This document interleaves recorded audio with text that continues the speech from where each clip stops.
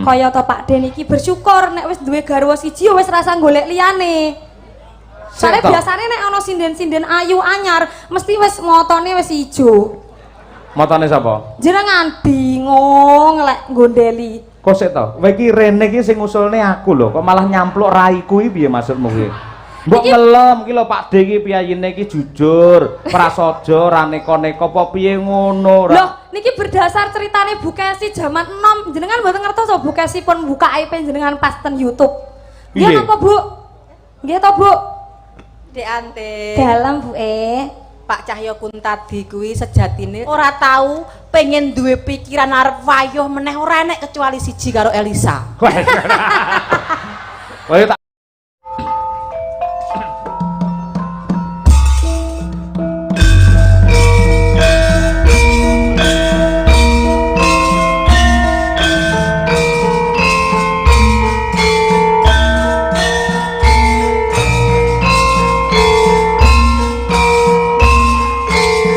or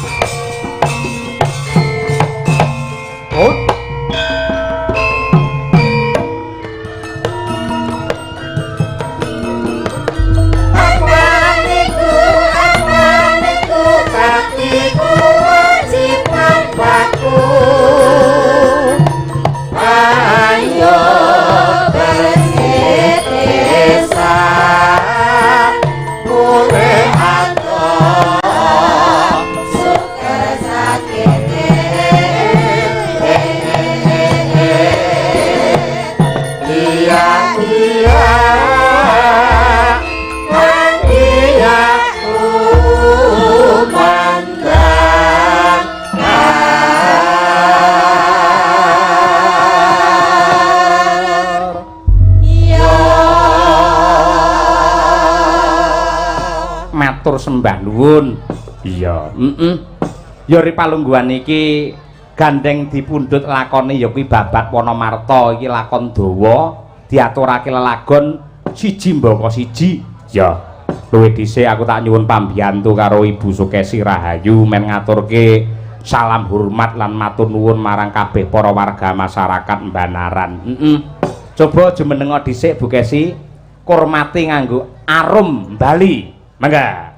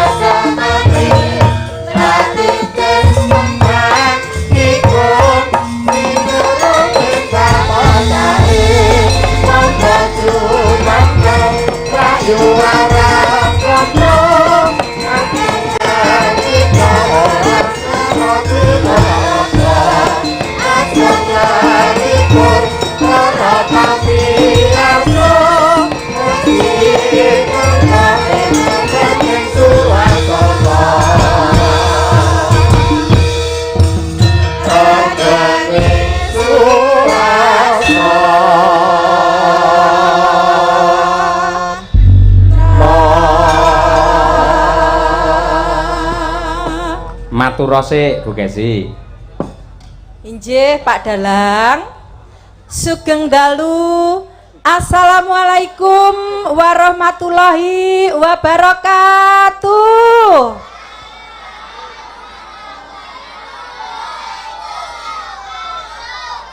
Alhamdulillah wa syukurillah Pak Dalang.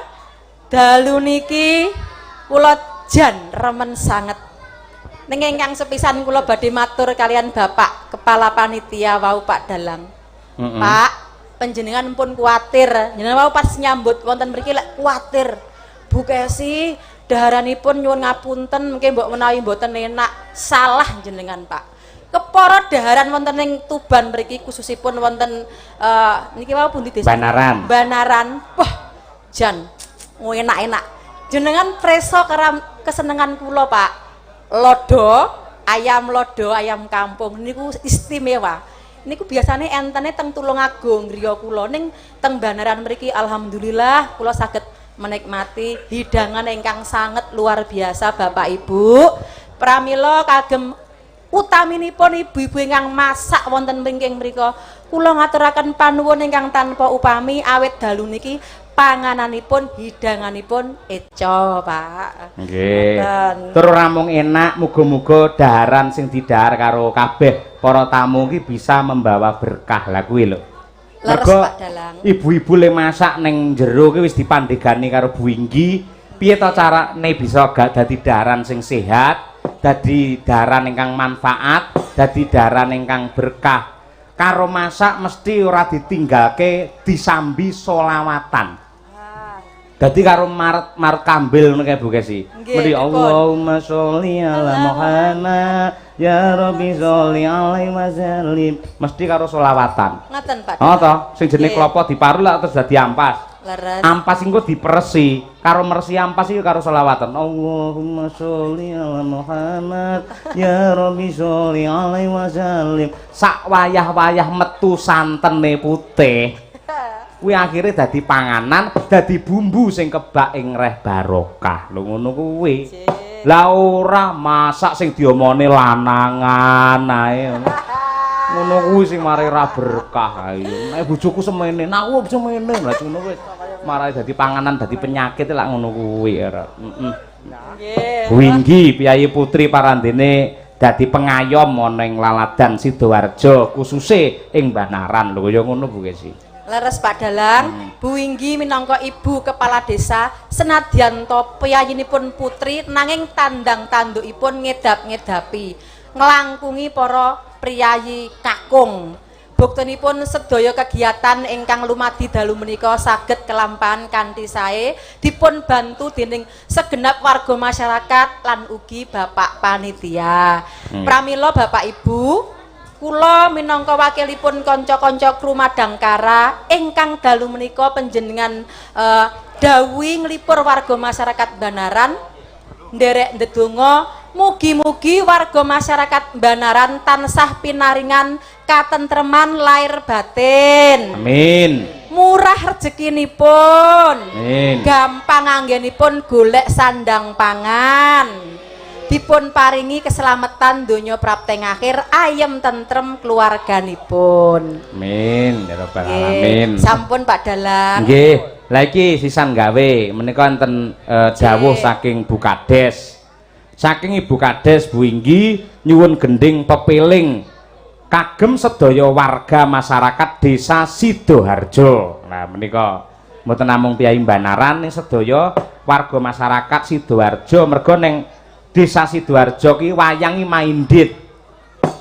Iki neng kene Banaran awake dhewe sesuk bengi ana ing Maluwadung ya, Pak. Nah, Maluwadung iki wayangan dalange Mas Anom Dwija Kangko. Disusul sok neng Tapen kuwi bakal mbuh September apa Agustus ya wayangan meneh ya kuwi Mas Sigit Arianto. Kuwi sak desa wayangan telunggon.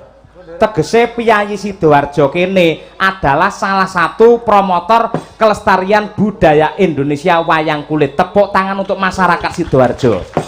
Ya, gumun kule kompak le iuran le apa ki jenis wadaya kuwi lho ya elok men lho. Ha iya. Mulai jalono iki Slendro Songo bawanana pepiling. Nggih. Mestine nganggo dandang gula kuwi. Nang dandang gula saka Pak Ibu Kades kunjuk dumateng sedaya para warga masyarakat sugeng midhangetaken. Ya Bu, dibawani. Rukun Islam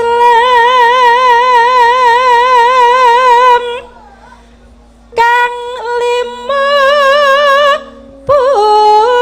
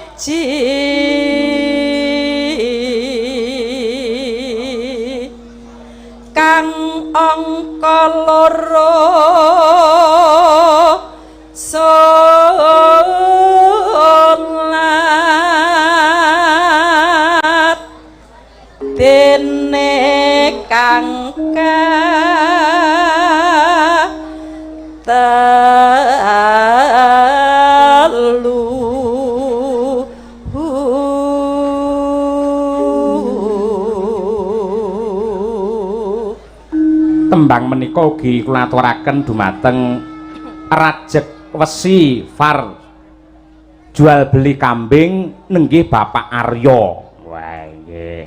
Iki ya sponsor nggih. Mugi-mugi saged dados berkah Pak Aryo. Amin ya rabbal alamin. Mangga Bu.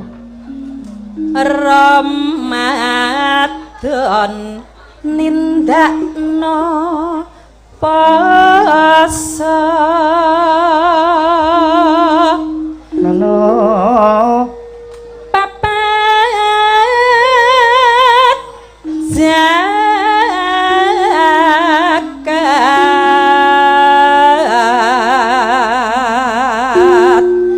ping 5 ngibadah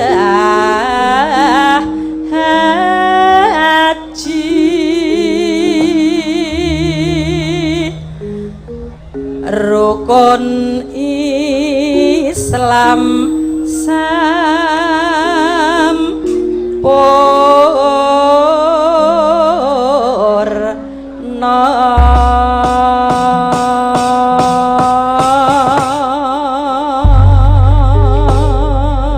Bu Kesi men ora ijen coba Mbak Diajeng Chandra Mulya. Nah, karo Mbak Wino ngancani Bu Kesi ngapit kiwa tengen. Ya, lagu pamundhut saka Bu Inggi pepiling kanggo ngimutake kabeh para warga masyarakat ing wewengkon Sidoarjo khususe ing mapan wonten Banaran. Mugi-mugi tetep eling dumateng Panembah Jati satemah sedaya ing dados gegayuhanipun para warga saged dipun kabulaken dening Pangeran. Amin. Monggo diaturake pepiling dados.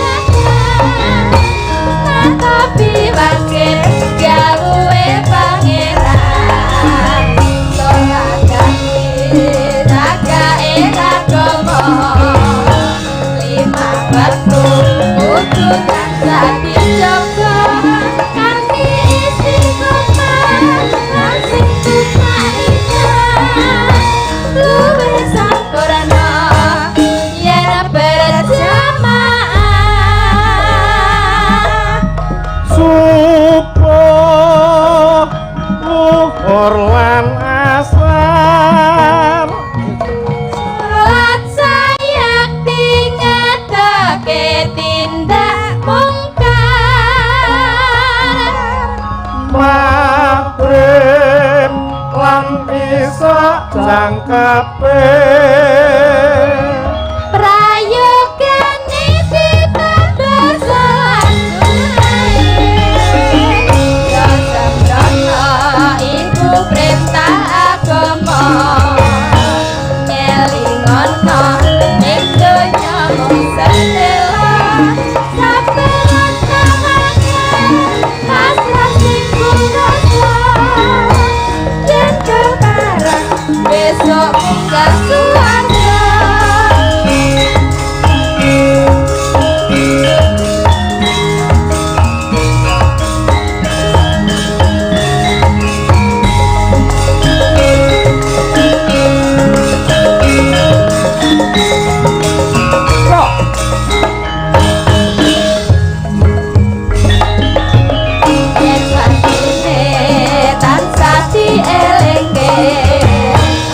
Swantine padha nindakake ada susumaja kayae sundaya natapi wajib gawuwe pangeran salat ati jagae agama limang wektu kudu tansah dijaga nganti isi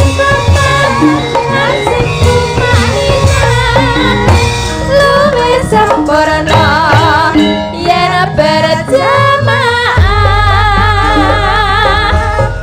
subuh nuhur lan asar salat sayang ningetake tindak mungkar maghrib lan isya jangkepe prayogane ditandur salat ya sembrono iku perintah agama nyelingono ning donya mung sedela saperan tangannya pasrah sing kurasa yen kebarang Woi.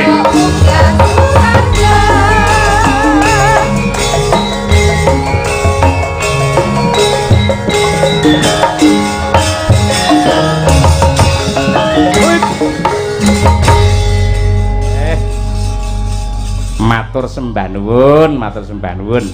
Ya, pamundhut saka Bu Inggi wis diaturake pepeling. Ya. Luar biasa ya, Mak. Tur aku ya lho cah cilik lho wah jan marem trenyuh, Nduk. Ha iya, kabeh do kompak adate iki bocah iki anggere jak ndelok wayang lho ngantuk. Ya gelem ndelok ning kon njaba. Lah kok saiki wis gawe posisi dhewe. Wiwit awan mau wis ditemtokke. Pokoke aku kok lingguhe ning ngarepe sinden. Ha iya. Cah semono lho. Ayo njajal, nggih semangat cah semene iki. Ning aja dijawab sik, lek ngerti maju. Bengi iki lakone apa? Aja dijawab, ngacung maju. Rene, maju rene. Kayak nomik Mbak Anting. Iki semangat sik. Sinten namine sinten? Michael. Michael. Hah? Mosok bocah jenenge bengkel. Sapa? Michael. Michael. Michael. Komplite Michael sapa? Jawin Michael Wilson. Aja bocah. Sapa? Tangane rasane nyekel kuwi ora mabur nang. David Michael Wilson. Wilson. Apik. Artine apa kuwi? Ora ngerti mbuh mbokku ngono ya. Kelas pira? Kelas pinten? 1. 1 napa? SMP. Ya. Ngerti? Apa lakon pada malam hari ini? Babat Wana Marta. Leres mboten, Pak? Bener mboten? Baleni pisan engkas. Apa? Babat Wana Marta. Iya, iya nek hadiah. Iki, sampean iki karo iki mlih ndi? Abang. Abang. Karo duwe apa men kowe abang aku. Iki pira? 100.000. Oh, sing kok jaluk 100. Ya, iki pira? 50.000. Karo iki tambah iki pira? 50.000. 50 karo 50 pira? 100. Menjaluk pira? 100 lah ya nya 100 nya. Wah, yo lugu men tok nyonyole. Sonde. Lah nampa dhuwit aja kesusu ngono kuwi. Bareng kapan aku rabi karo mbok demo suwende ta. Nek tak tambahi engko gara-gara enek pertanyaan ning syarate sampean kudu nyimak lakon iki engko apa, ya. Siji ngkas. Tokoh utama sing karo Bu Lurah diparingne ning Pak Dalang mau apa? Ngacung sik. Salah siji. Wedok ya oleh. Ayo. Ayo sapa? Tokoh utama sing diserahke Pak Bu Lurah. Sinden ta sampean melu. Ngene, ngadeg sik rene. Ya, wedok genti. Ha, iki. Nah, iki apik. Awakmu cilik men, manganmu kurang to, Nduk. Karo buwe dingoni ora? Dingoni. Ya. Sinten namine sinten? Mutiara. Mutiara. Mutiara. Komplite Mutiara sapa? Mutiara Kurota Ayun. Mutiara Kurota Ayun sapa? Mutiara Kurota Ayun. Oh iya, kelas pinten? Kelas 3. 3S? MI. MI. MI. Oh iya, Sapa tokoh utamane mau? Werkudara. Werkudara. Dajal wayange sing ndi? Golek ana sing ndi iki. Aja. Sing ndi wayange iki lho. Tumpuk ning dhuwur iki lho ketok. Iki lho. Sing disawangi iki lho, Nduk, Mutiara. Mutiara. Iki kuwi dudu wayang kuwi. Iki lho. Nang kene iki lho. Endi iki? Anak iki sing ndi? Ayo. Golek ana sing gedhe dhewe sing ndi? Ayo. Sing ngene iki lho, sing ngene. Jukun, dudut. Ora rusak. Dudut. Ngono cah iki elok lho ngerti lho karo. Kuwi. Wis. Cekel tok lho jaga mulih lho ya. Soto nggo. Kuwi jenenge sapa mau? Werkudara. Werkudara. Nalika sik enom jenenge Brata Sena. Bratasena. Ya. Kuwi tangane kuwi aja ditirokne ya. Saru kuwi tangane ya. Nyah, 50 sik ya. 50 apa 100? 100. Wah. Ki mau wis kencan to, boleh kayak dalange aja gelem 50 ngono wis sampe. Ya, goleke. 100 ya, 100. Makasih. Sing wis entuk mau Mutiara karo Mekel ya. Dititeni engko ora entuk ngacung neh. Genti liyane ya. Nah gundulmu kuwi kok. Iso dikon wis kok genti kancane kok neh ora.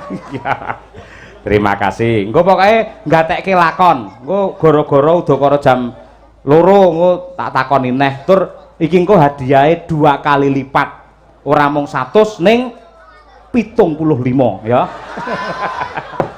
200 ya beres ning syaratnya kudu nyimak. Ya, Kuwi akuane sapa kuwi didukne, Nduk? Ndak dikira sponsor kuwi engko sapa kuwi. Iki lho, botol aqua iki lho. Nah, dukke. Apik. Ya, Wis bocah kene elok tenan. Wis nyenengke kaya ngene iki. Ya, Yo diselingi lagu meneh. Mau ibu-ibu sing masak ana ing mburi mau kepareng ngersakake tembang ya kuwi 1 podang kuning, 2 gubuk asmara. Ya. Ya mayem. Podang kuning dhisik mumpung iki ana ratune podang kuning Mbak Umi Hafifah. Iya dinteni karo Piyai Banaran. Iki ya. Ya tumpakke sepur ya Umi men ngadeg. Ya.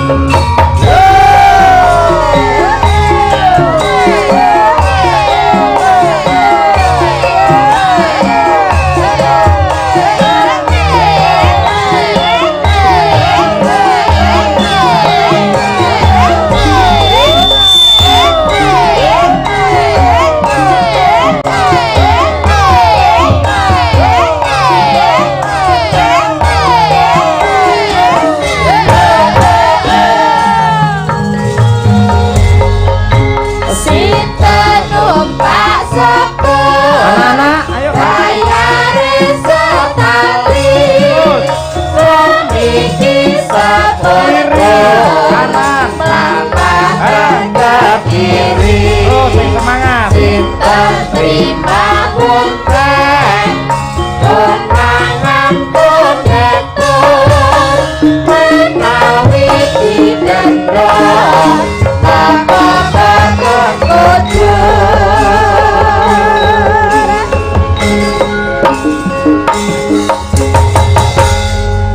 Sik hadiahe gandeng sampean wis ngene-ngene, boleh salaman karo Mbak Umi Hafifah. Ya salaman, rasa rebutan. Ayo. Salaman. Wah, keroyok we, langsung we. Ayo. Sing lanang-lanang rasa sok isin, ayo nang. Yo kono. Wah, sarunge cepot ngantian. Yo. Woi, gentenan woi. Ya ampun. Nanti tiba-tiba masalah. Yo. Nanti do tiba lho. Yo, alah. Dayane sinden iso nibokke bocah. Aja kok bocah sing gerang iso nibotangi kok musuh sinden. Linggo neh. Sing sarungan mau sapa? Kok iso cepot sarungmu piye? Dianu si setile, ayo. Ayo kowe ngene direspon kuwi. Calon esuk sing nanggap awakmu cah-cah kuwi. Nggih. Ayo. Selamat malam anak-anak. Sing bareng sing kompak wong bare entuk 100 lho. Sik to. Selamat malam anak-anak. Ya. Jas. Pripun, Pak? Piye kowe? Bagaimana perasaan Anda hari ini? Senang. Nonton wayang ki seneng apa ora?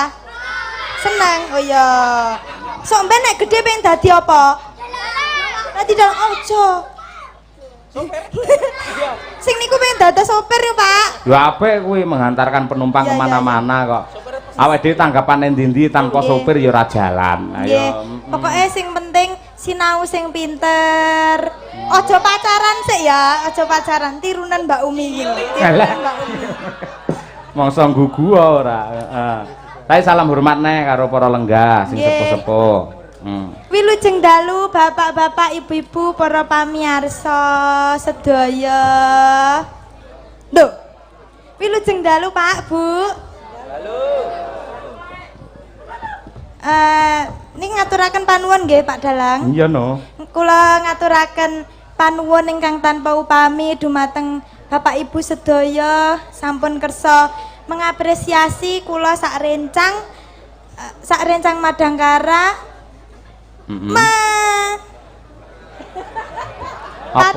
Pados sandang pangan Pak Bu ten mriki matur nuwun apresiasinipun. Mugi-mugi panjenengan sedaya tansah pinaringan rejeki ingkang kathah, tansah pinaringan panjang yuswa, tansah pinaringan keberkahan saking Allah Subhanahu wa taala. Allahumma amin. Ya. Dasare le panen mbako ya sukses, Nggih. Mbako regane ya apik. Nah. Dadi piyayi kene iki rata-rata iki petani mbako dilumpukke duwite banjur kena nggih iuran nanggap wayang. Oh nggih. Dayane mbako nganti kaya ngono kuwi. Lah nggih. Kowe wis ndek mbako rung? Mbako, nggih mboten gadah, kula kan cewek, Pak. Oh iya. Kowe ora nandur ya? Mboten. Nah iya, biasanya ora ditandur tukul dhewe ya. Iki lho dipundhut iki lho sampean podang kuning karo ibu-ibu sing masak ku lho. Ning mburi nggone Pak Barno. Oh, kuwi. Apa yang ngersake supaya sampean nembang podang kuning. Nggih, Pak, Bu. Lan uga iki dipundhut kalih saking Naila dusun Banaran. Nyuwun gending podang kuning. Lha iki Nggih. Gandeng iki sing disuwun sampean sing nembang iki tanpa tak bukanya iki langsung tampanono. Lek enak ya rezekimu, lek ora enak ya aja ngresula. Matur nuwun. Naila niki ibu nggih. Bu Naila. Matur nuwun paringanipun, tali asihipun. Ya saiki pinangkanono. Dibawani dhisik podang kuning. Ya.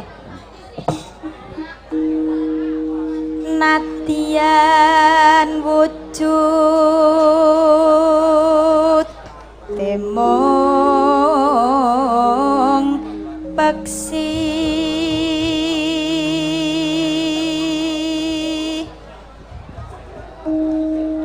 agaweta lineng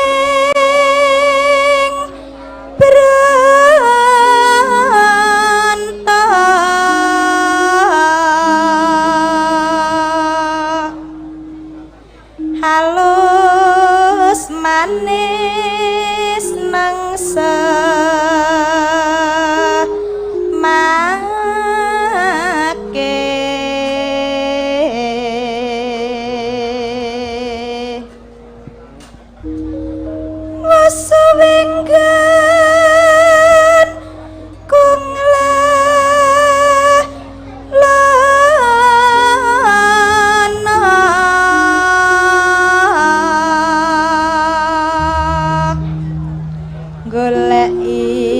podang jenar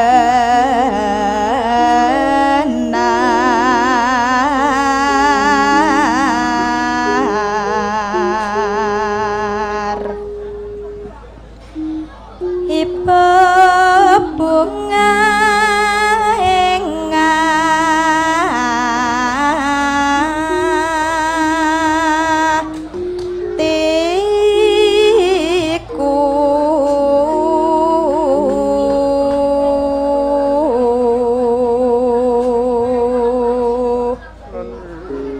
nyanding bisa dadi tamba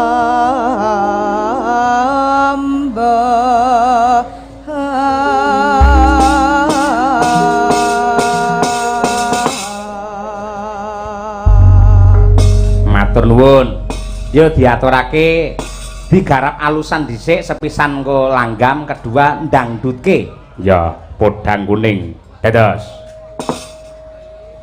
esuk awan ning omah wis ora krasan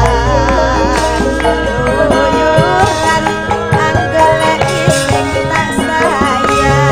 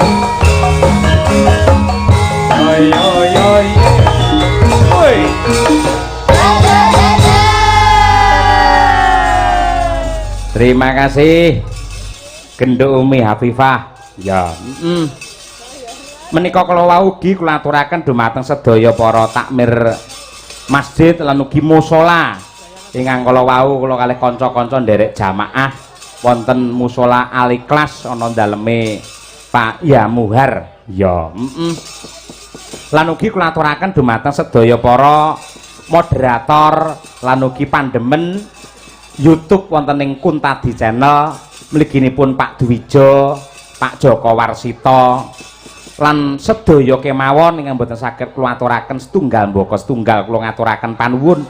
Ya, ugi menika wonten ingkang kepareng-paring WA saking Pak Lurah Manjung Magetan. Nggih. Mas Cahyo nyuwun lagu Roro Jonggrang. Nggih, nggih Pak Lurah, siap. Lajeng Assalamualaikum warahmatullahi wabarakatuh. Waalaikumsalam Pak Cahyo. Dalu menika nderek wungon saking Tenggarong Kalimantan Timur. Mugi-mugi pagelaranipun saged lancar sukses. Amin. Saking Bapak Harnoto. Nggih, matur nuwun. Yo diaturake selanjutnya. Iki ana bintang tamune, Nduk. Kersane para pepunden utawa kadang-kadang panitia. Pokoke digolekke sinden sing saka warga laras. Warangganane almarhum Ki Seno Nugroho. Ya. Yen taun kepungkur ya kuwi Mbak Elisa Orkarus. Saiki genti ya kuwi anakku wadon Anting Lambangsih. Ya, iki bocah asline ya saka Laladan Kediri ning ngangsu kawruh ngudi ngelmu ning Ngayogyakarta nganti saiki kuliah S2. Apa? Ya dikurmati men jumeneng Mbak Anting Lambangsih nganggo tukung-tukung. Ayo, mangga.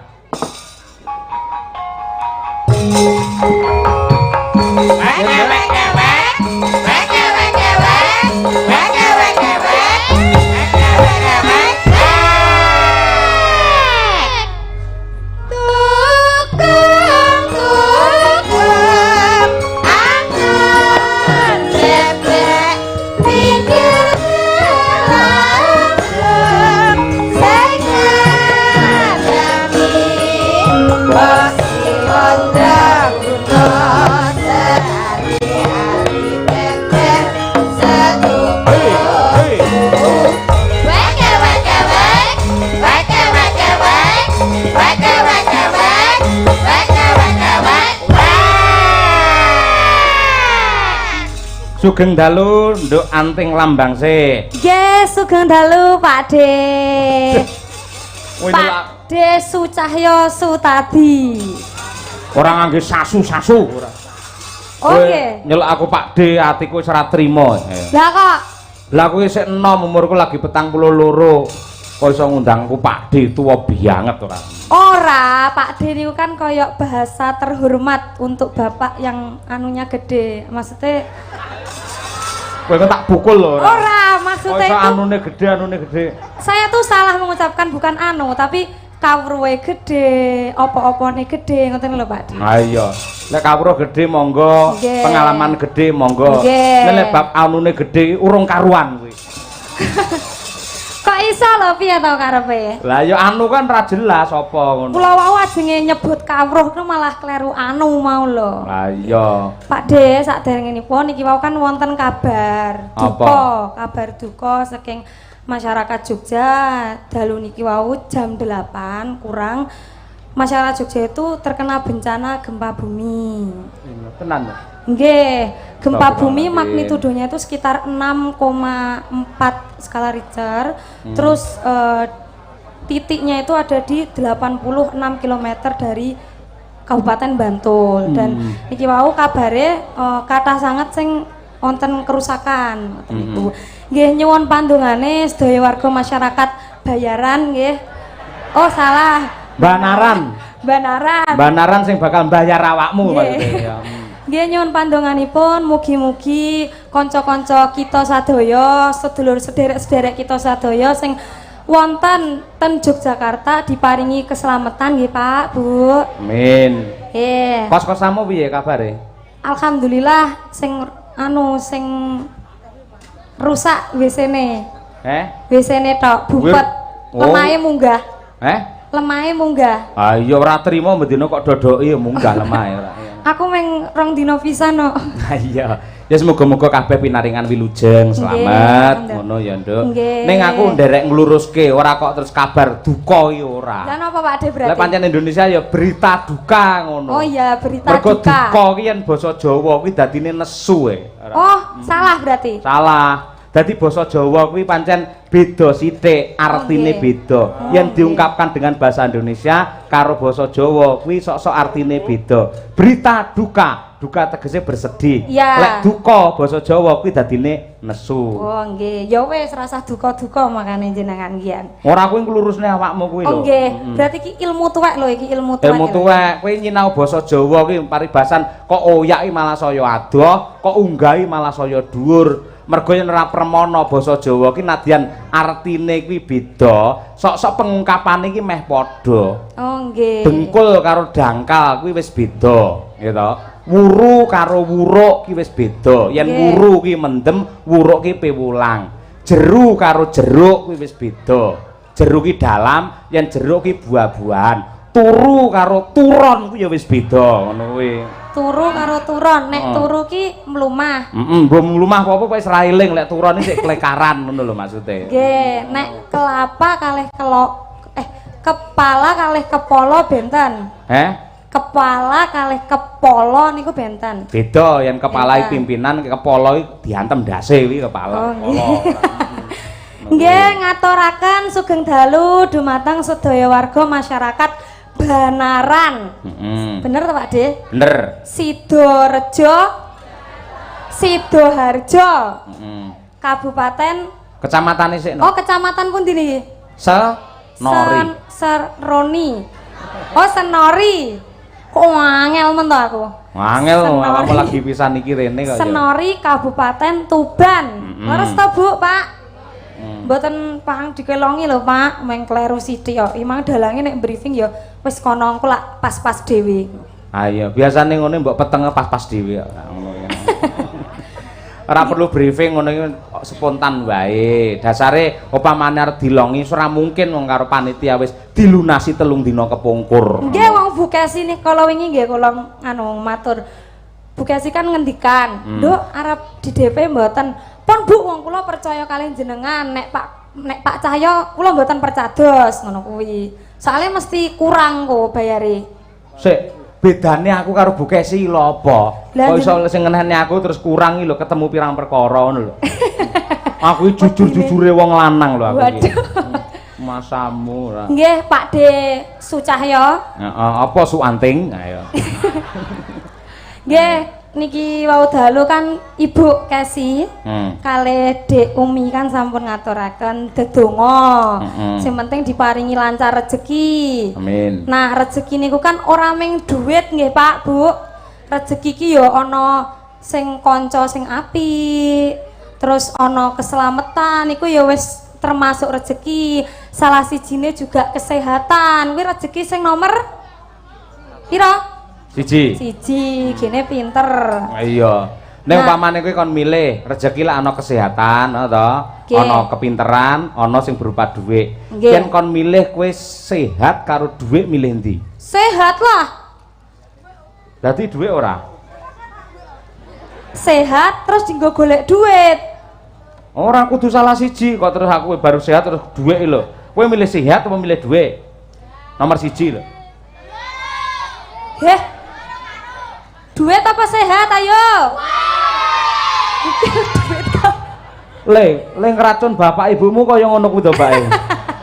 Kesehatan sik sing penting, ngono. Kesehatan ki larang regane, ngono. Sing penting uripe sehat dhisik, atine tentrem, rasane iki jenjem. Kuwi engko atine semeleh, wis to rasa digoleki, duwe bakale mara dhewe, ngono lho. Lah nggih, sing penting kesehatan ki kudu dijaga nggih Pak De. Bener. Sing kedua nggih nek pengen urip ayem tentrem ki aja lali bersyukur karo apa wae nikmate sing wis diparingi saka Gusti Kang Karya Jagat. Kaya to Pak De niki bersyukur nek wis duwe garwa siji wis rasa golek liyane. Soale biasane nek ana sinden-sinden ayu anyar mesti wis motone wis ijo. Motone sapa? Jenengan bingung lek gondeli. Kok sik to? Kowe iki rene iki sing ngusulne aku lho, kok malah nyampluk raiku iki piye maksudmu kuwi? Mbok ngelem iki lho Pak D iki piyayine iki jujur, prasaja ora neka-neka apa piye ngono Loh, niki berdasar ceritane Bu Kesi jaman enom. Jenengan mboten ngertos Bu Kesi pun buka IP jenengan pas ten YouTube. Nggih napa Bu? Nggih to Bu? Dek Ante. Dalam Bu Pak Cahyo Kuntadi kuwi sejatine setia-setiane wong lanang. Bejo-bejone. Kupingmu lho. Kowe bojo kok ngakon setia-setiane wong lanang kaya. Bejo-bejane Bu Kesi. Duwe bojo ganteng kaya Pak kuwi lho. Cahyo. Saksine enek. Setia, pinter golek duit, pokoknya sembarang. The best deh. Ora tahu pengen duwe pikiran arep wayuh meneh ora enek kecuali siji karo Elisa. Kowe tak rungokne kowe mau penak bareng mburi kok iso jendol ngono kuwi ora. Lah nggih to Bu. Iki piye to Bu? Bu. Tapi nggih Pak D iki kudu bersyukur Bu Kesi iki wis dadi dosen. Wis cantik. Pinter. Ngertos mboten? Apa? Zaman enome Bu Kesi iki primadona sinden lho. Sampai diuberi sampai direwangi arep gelut. Ayo. Sopo kuwi? Iya. Ora primadona, kuwi Astera Prima barang kuwi mbiyen zaman semono kuwi ora. The best zaman biyen niku. Nggih, Pak D niki wau wonten pamundutan nggih. Sadene kan niki Tuban niku terkenal kota santri nggih. Betul. Kota santri dikarenakan penyebaran agama Islam di Tuban itu menjadi titik penyebaran agama Islam nggih Pak D. Betul. Lah ngono kuwi bintang tamu sinau ngono kuwi. Ya aku ki wis maca ning Google mau. Ha iya kudu ngerti. Niki wau kan nganu wonten napa caket kalih makame Kanjeng Sunan Bonang nggih. Nggih. Caket banget. Oh nggih. Kalih nek makame Kanjeng Sunan Kalijaga mboten ten mriki. Ada berbagai versi. Ning sing umum lenggahe wonten Demak. Oh Demak. Oh nggih. Iki wau wonten pamundutan saking Pak Jarwo. Pak Jarwo. Bogor. Niku penggemare Mbak Elisa Orkaris Alaso. Dia penggemar Dalang Seno. Nggih. Pak D Seno almarhum. Niki wau nyuwun lagu Tombo Ati karyane Kanjeng Sunan Bonang, Pak D. Oh iya, liwat awakmu. Nggih, sampun transfer, tapi nominale mboten kula sebut. Soale tirose dalange rasa dibagi ngoten niku. Kuwi salah. Sing jenenge ketuane rombongan ki dalang, ngono. Dadi liwati prosedure ning dalang dhisik, engko tak jum ning sapa-sapa ki terserah aku. Lah lek terus ning awakmu dhewe mengko iki pengarepe penabuh ki aku. Lah ngono par nyinden dhewe tak ora ditabuhi apa piye? Ayo. Ya ora ngono, tapi niki kan amanat to Pak D, harus dijalankan. Oh iya. Soale ngersakne kula. Oh iya, Ngeten niku. Nggih berarti niki nyaosi Tombo Ati riyen nggih Pak D. Ya, siap. Kan juga suasananya di sini juga Islamik. Betul. Tombo Ati. Tombo Ati nggih Mas. Nggih, piye wiwitane piye? Tombo Ati. Oh, buka celuk. Oh iya. Ora nganggo gamelan wae. Nganggo gamelan piye lek nglekasi? Ya. Teng piye to? Introne piye, Mas? Oh, jerene Mas ke gamelan sik kok. Oh iya. Jerene rasa ngrungokne dalange ngono kuwi. Wah iya ora apa-apa. Asem iki. Sarjana kabeh yogane. Ya berarti pelok lek kuwi. Ya. Monggo dipun aturaken Tombo Ati katur sedaya para lenggah. Ya. Anting lambang sih. Dados.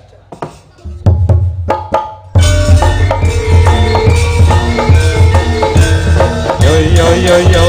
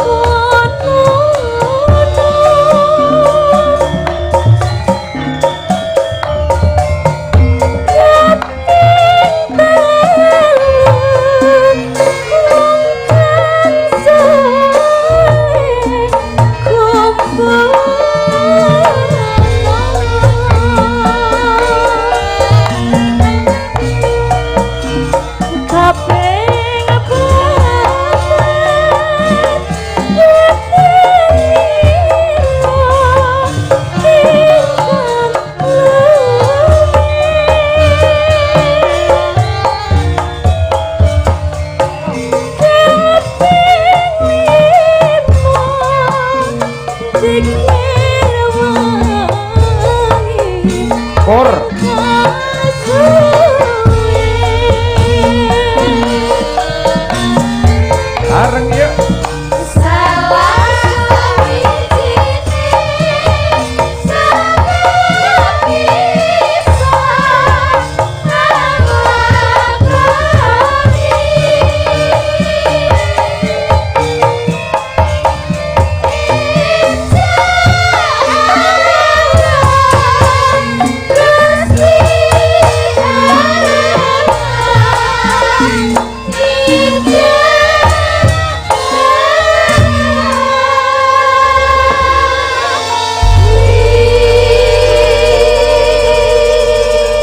Muga keberkahan tansah lumeber dumateng sedaya para warga masyarakat ing Banaran.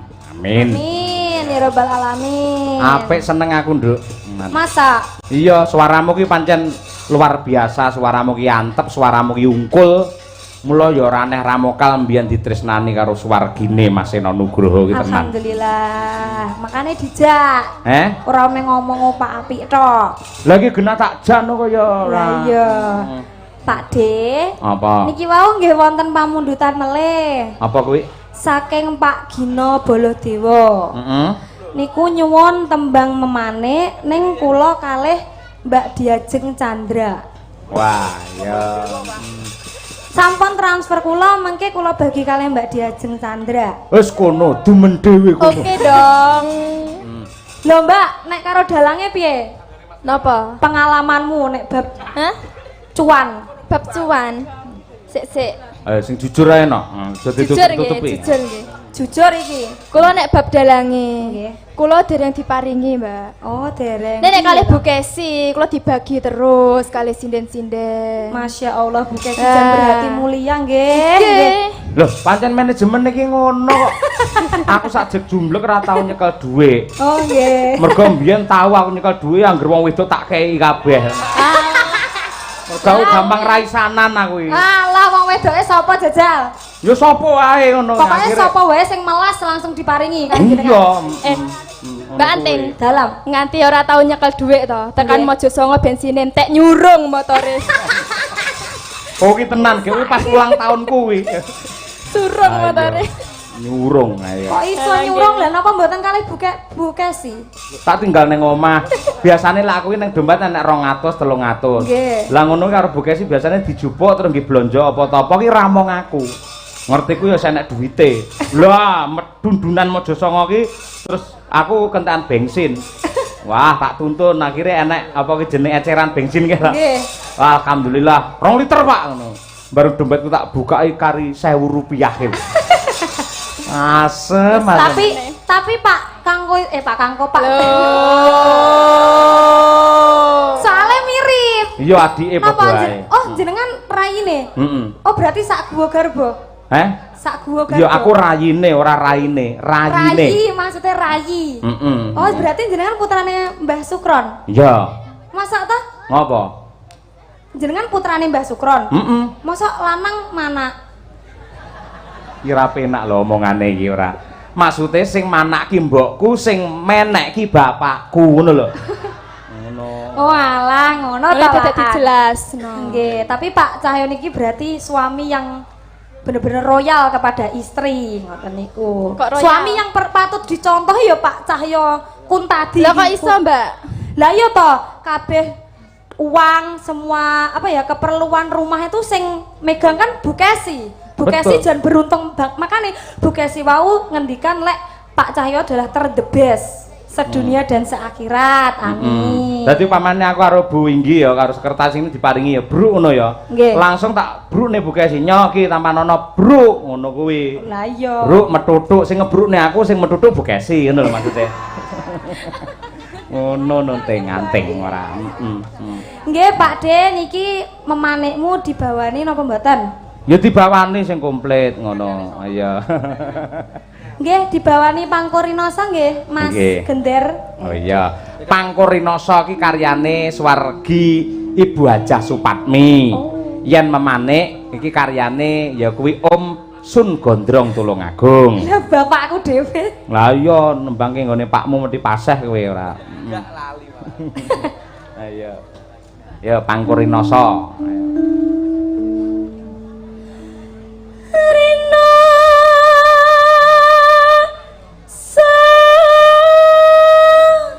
Soyoka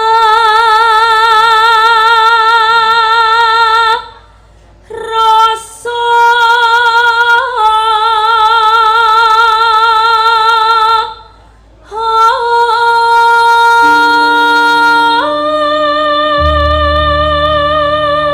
Ting iki gayamu apa biasa apa ora iso? Lah napa to, Pakde?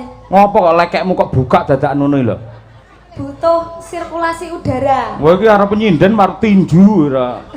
Sing Lah sing demes. marai power full niku nggih gara-gara nggih. dibikak niku lho Pak. Terbukanya semua leng itu marai full powere. Ah iya, iya wis kono, sak-sakmu sing penting enek lenge. Ayo. Karo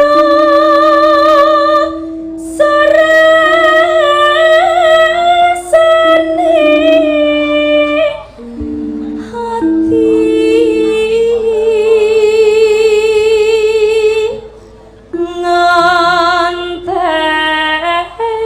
nganten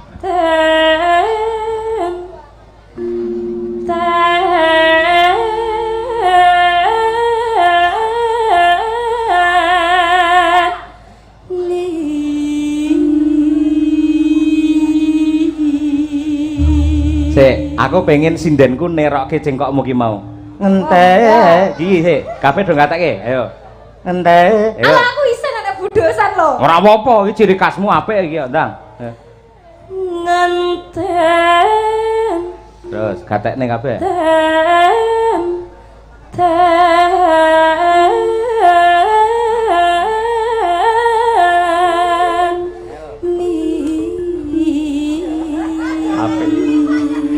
Jengkoke kaya ambulan iki, Pak. Nek bukan sih rasa dijajal mesti saged. Anu, diajeng. Oh, Ayo. diajeng monggo. Mbak, Tulungane diajeng. cah Tuban iki, ayo. Kene cah lugu. Lugu-lugu apa? Cah polos mboten menggok-menggok, Pak. Mboten Iya. kados jenengan. Ayo. Ngenten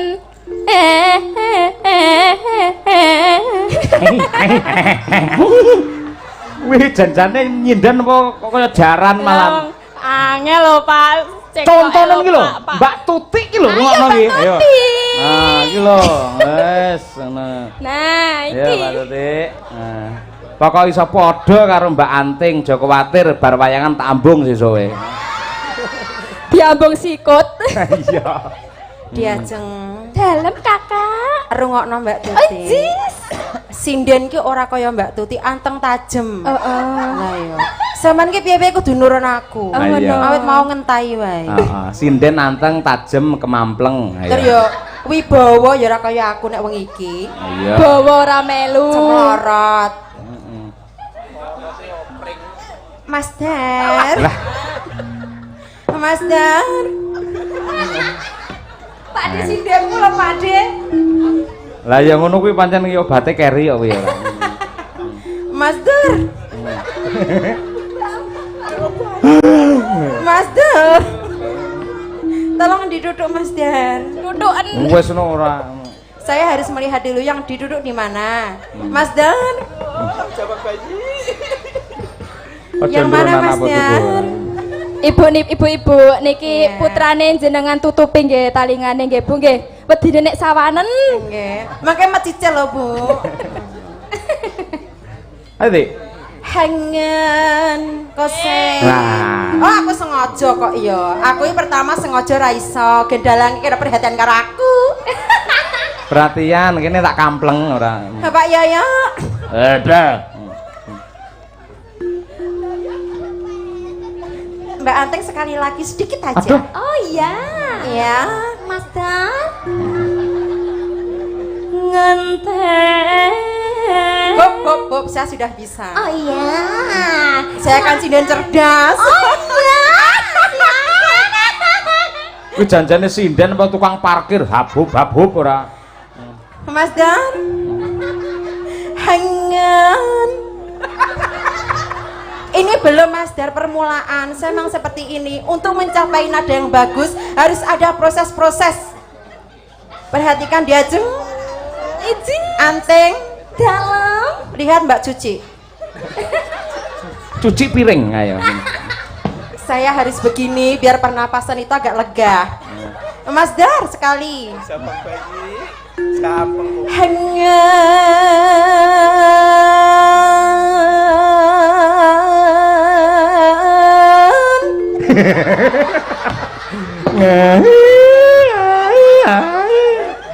Alah kaya lampor kemaju ram.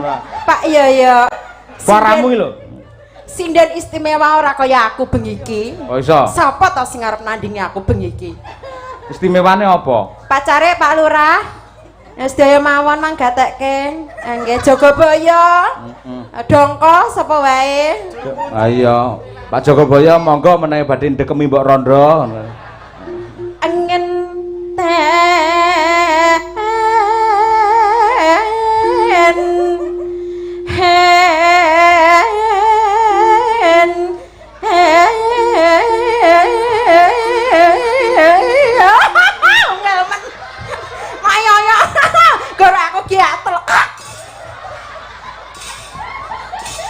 Masya Allah, astagfirullahaladzim. Pak Yoyo sudah sakit Pak Yoyo. Alhamdulillah. Sakit loh Pak Dem, Mbak Tuti sakit. Sakit mergo polahe dhewe kuwi ora. Jane apa sak benere jane ora sakit ora. Lah kula ora tau bener lho Pak. Lah kula ambekan keliru, tengok keliru. Heeh, pokoke awakmu iki kebak dosa lah intine. Azab. Sekali lagi Mas Dar. Oh, neh. Loh berarti Saya harus 2 kali toh ya. ya, berarti sindene Pak Cahyo ini sangat Luar apa ya, biasa. luar biasa. Iya. Mau berjuang terus belajar. Saya gini, saya itu multi talenta. Ya. Multi Saya- plasenta. Selama saya dibina Pak Yoyo, saya menjadi seperti ini. Tetapi kalau dibina orang iso arep dibinasakan. Ngoten lho. Ayo. Ayo. Tenanan Mas Dian. Hangen. Oh. Ten.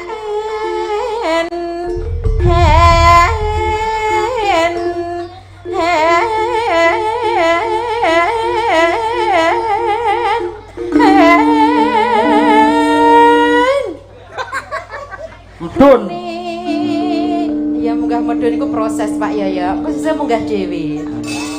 Mangtok nih. Hangenten heni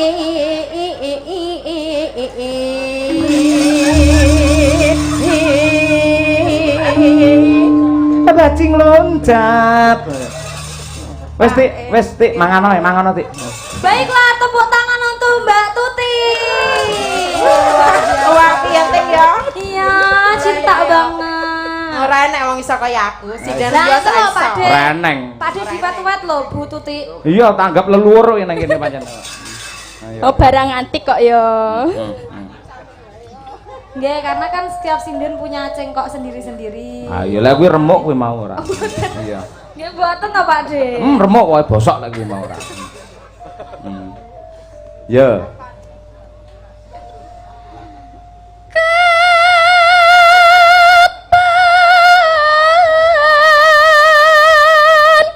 Sumanding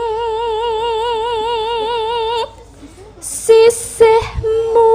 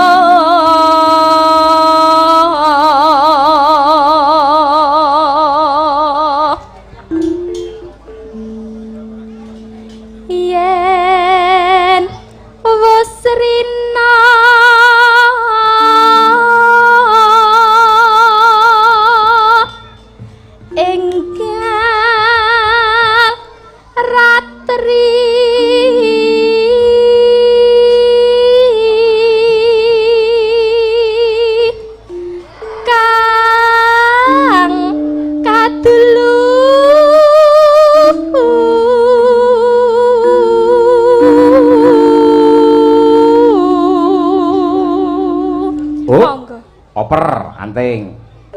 Mong sliramu tano